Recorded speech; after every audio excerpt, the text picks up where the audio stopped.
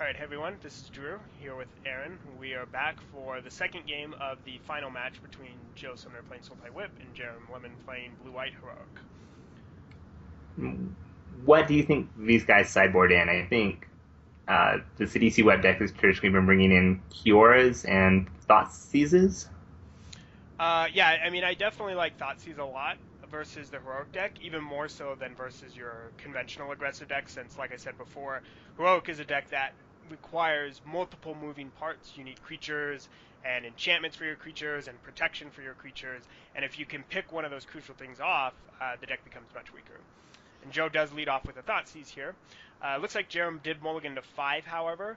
Um, Again, kind of that volatility of the heroic deck in that a lot of times you end up having to mulligan hands because your hand isn't correct. Even if you have, say, 2 or 3 lands, which is usually, good for an aggressive deck along with like 5 spells, if it's not the right combination of creatures and spells, it's going to generally be a weak hand.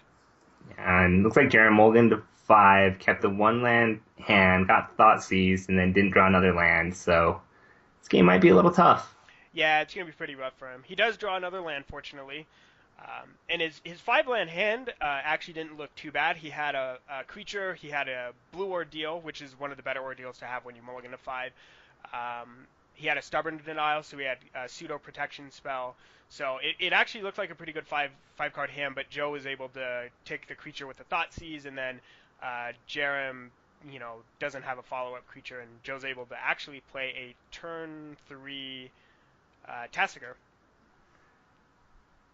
Yeah, one of the better aggressive starts the deck can get. If probably the best aggressive start the deck can get.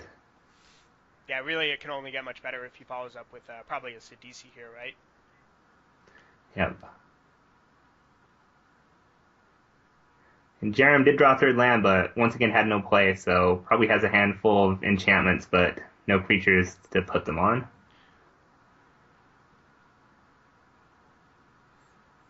Joe finally goes ahead and attacks with his 2 creatures.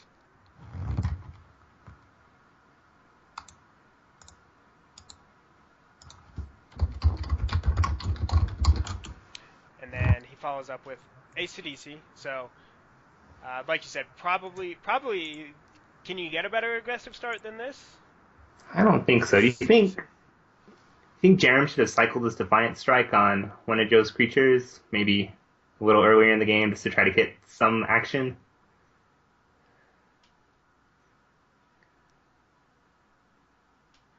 yeah, not too much going on here for Jarom. At this point, I'm not really sure uh, what he could do.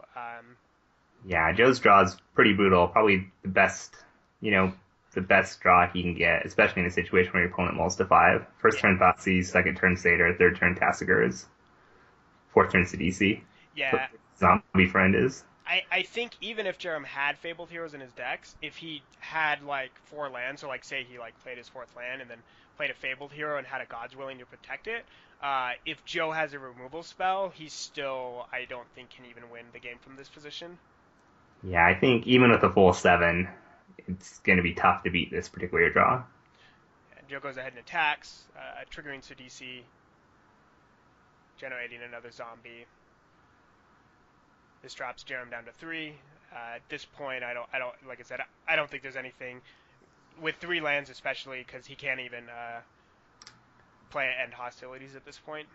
Draw Balance, I think, would be the best card. All right, so we've decided the best cards are Drown in Sorrow, Elspeth, and then Balance. I That's like Balance is really underplayed. I feel like it is too. All right, well that was the finals, guys. So thanks for watching, and we will continue to try and get more of these videos up for you guys to watch with commentary. So